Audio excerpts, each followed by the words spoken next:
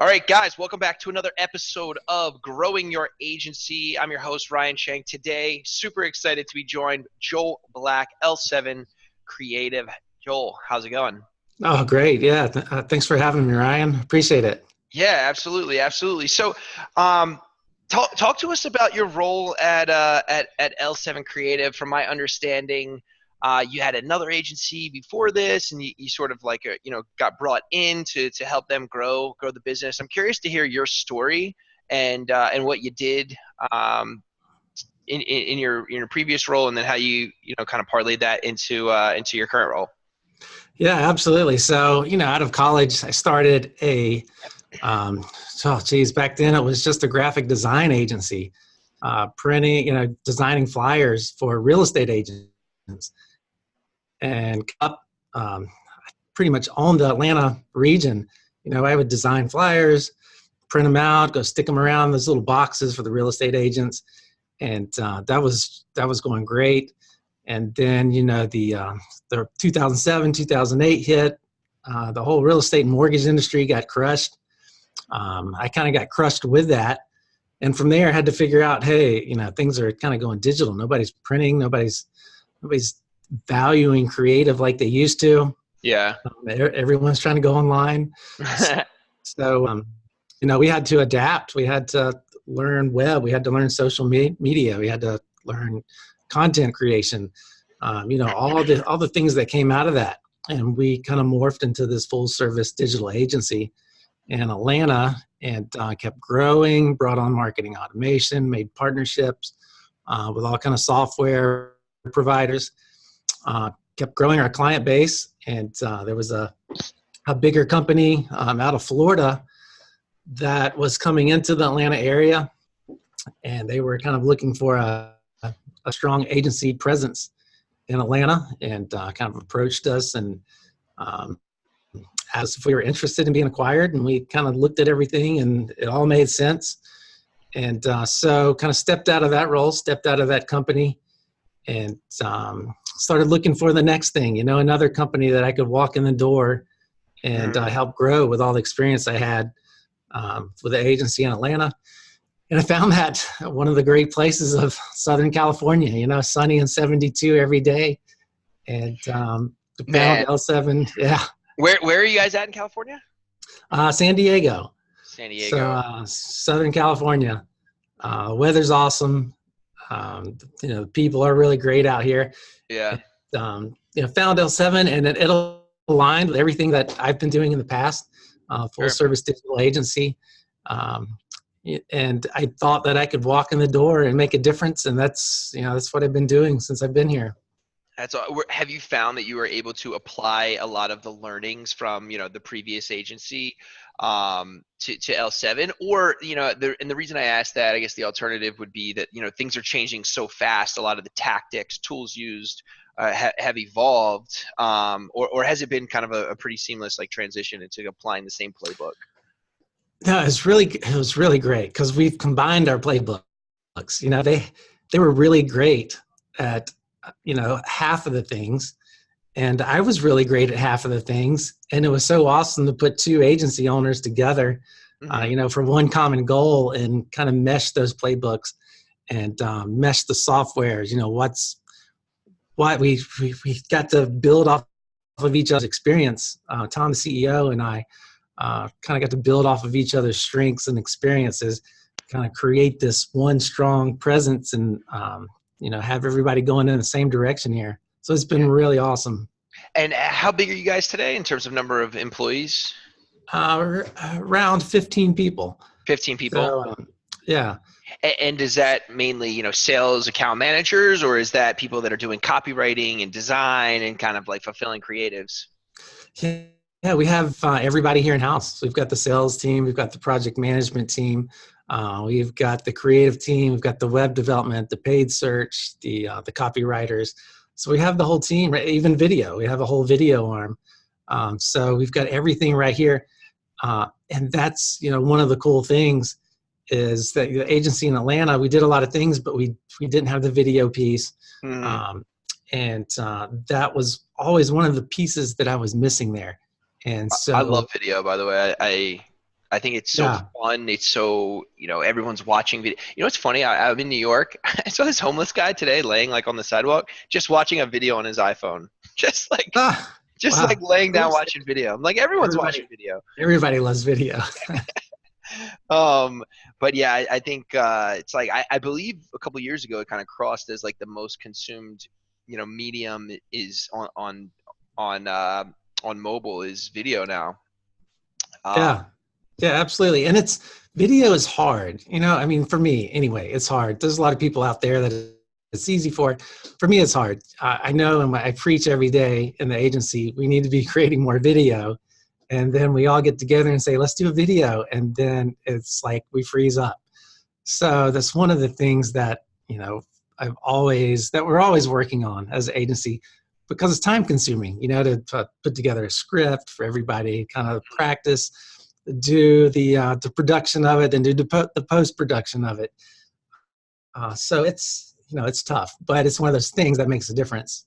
Absolutely, absolutely. So I want to kind of dive into sort of the operations around, acquiring clients all the way through retaining and, expanding and getting referrals and stuff. So when you guys, how are you guys acquiring clients today? So we use every channel. We've kind of a 360 holistic view. So, we're using every channel available. We're using social media. We're using content creation. We're using SEO. We're using paid media. We're using LinkedIn a lot. Just kind of connecting with the right people that, to start conversations. We're out kind of networking, Yep. just getting plugged into all the local business people. Sure. So it's using everything available. And then what is the hook, I guess? So like, let's say you kind of like can get to someone, all right, I got your attention. Is it a site audit? Is it, a full kind of holistic audit? Like what I guess is the magnet that kind of gets you to deliver something of value to them that kind of would I guess, push them onto the next stage, if you will, in the sales cycle.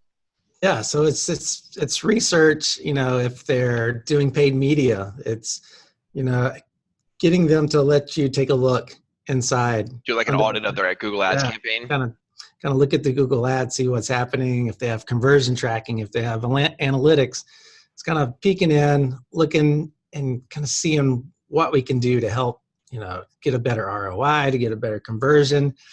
Figuring out the goals, what they're looking for, and just figuring out how we fit in to help them. If it's a website, Yep. it's just taking a look at the website, looking at the competitors. If they're searching for one thing and they're finding your site, what do the next three options look like, and how do you function, and coming up with kind of a strategy and a plan. So I would say our hook here is really the strategy. It's how are we going to do it, and what's that going to look like, and Mhm. just kind of putting out a plan in front of the person, in front of the prospect, in front of the client. Sometimes they'll take that and they'll go off and they'll find someone that'll do it cheaper.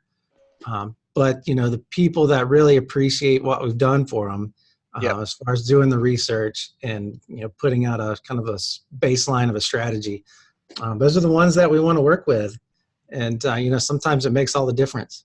Yeah, I always say that the ones that go and find a cheaper provider for the plan that you put in place. It's like they're not going to be good clients anyway. Most of the time, they're going to be time consuming and then most likely churn.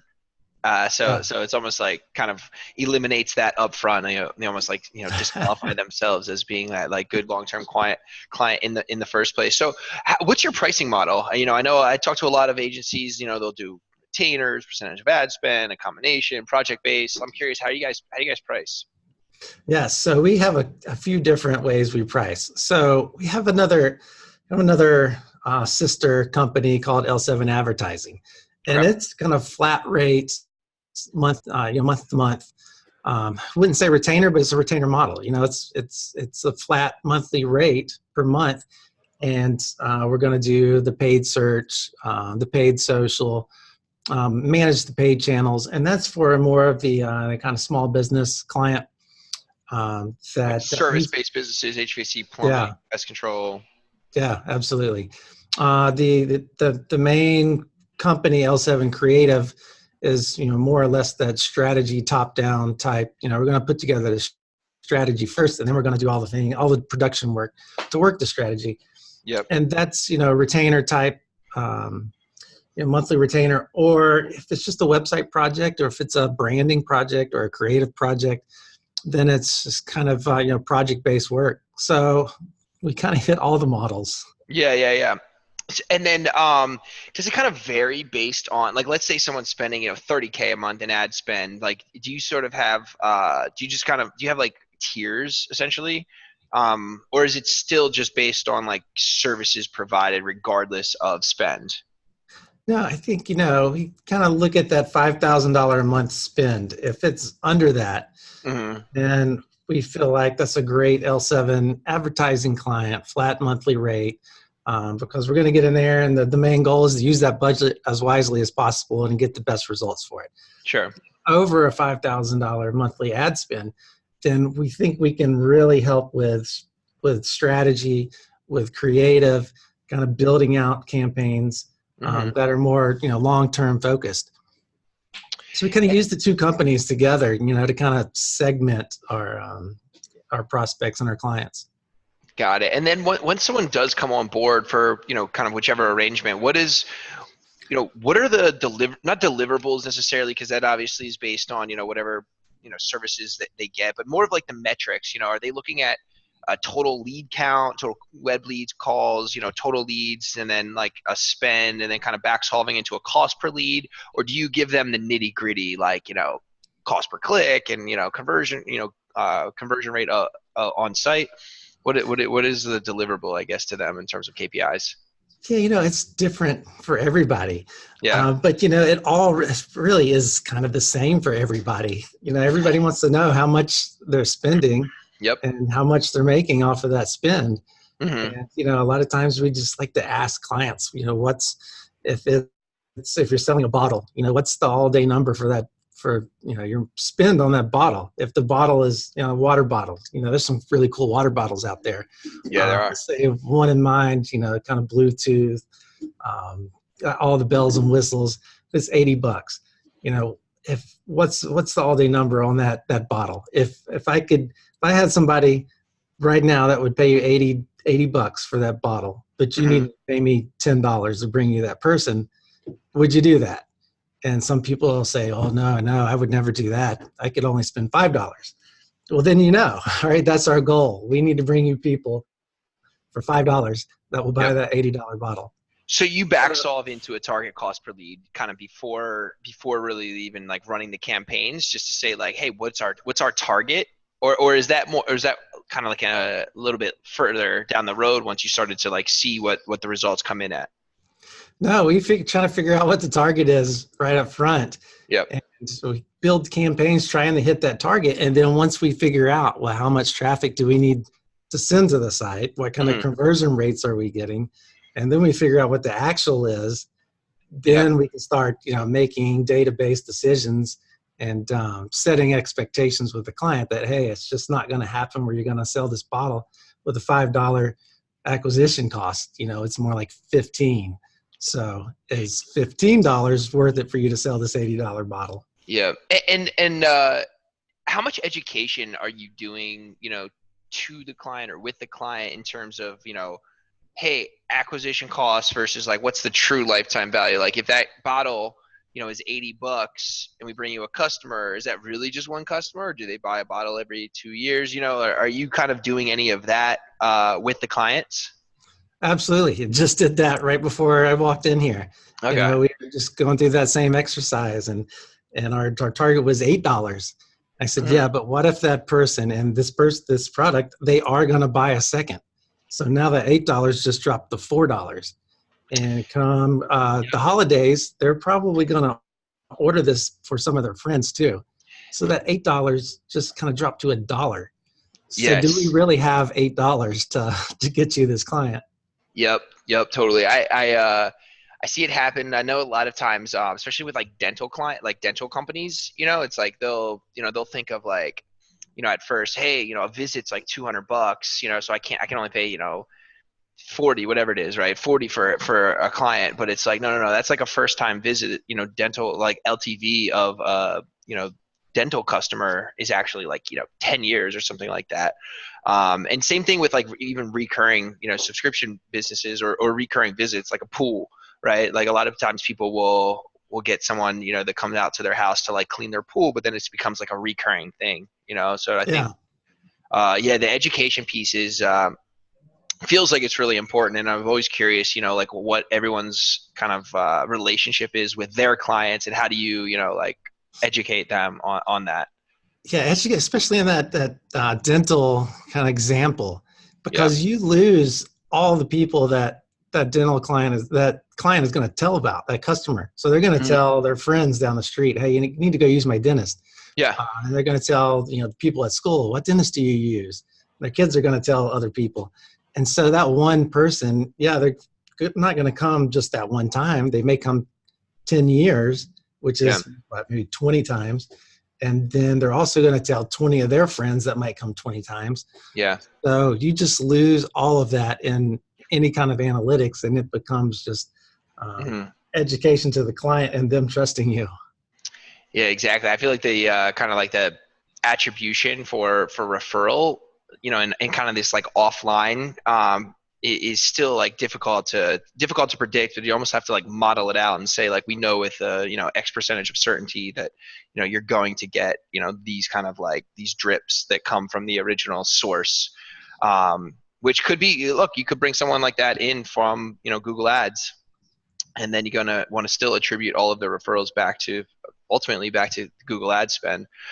So when you're reporting to your clients, what kind of tools are you using? Are you, sending them a Google Sheet? Do you have it going into a reporting platform like, NinjaCat or, any of those? What does that look like? Yeah, we're trying to automate everything through Google Data Studio. So, we're pulling cool. Yeah. kind of cross-platform data into one kind of report that's easy to understand. And then we automate that to go out every week to clients. Just so they're looking at it, they can bring up questions on a weekly basis. And we're not waiting, like to the end of the month and have some bad number that all of a sudden now everyone's not happy about. We'd rather have micro not happies on a weekly basis. Yeah, exactly. Instead of a massive blind side at the end where it's like all hands on deck. What are you plugging into your Google Data Studio report? Like what kind of metrics and like what kind of tools are you plugging in? Yeah, so if we do a lot of ads, Google Ads, Bing, Facebook, Instagram, LinkedIn. So we're just pulling in, what are we spending? We have our targets and we kind of outline those at the top of the report, and kind of pulling in our spend, the traffic, the conversions, the cost per lead, and kind of matching all those up to. So you pull in like calls and then like web forms. Do you guys use live chats on landing pages and pull those in? Yeah, some live chat. Live chat, phone calls, form fills, for doing a video type, YouTube campaign or something, kind of just video views, things like that. Yep. That's awesome. And then so what's the cadence of the reporting to the clients? You said it was monthly, but you try to have like a lot of like touch points that send out like recurring, or do you have like a monthly meeting set up, but then still send out weekly reports?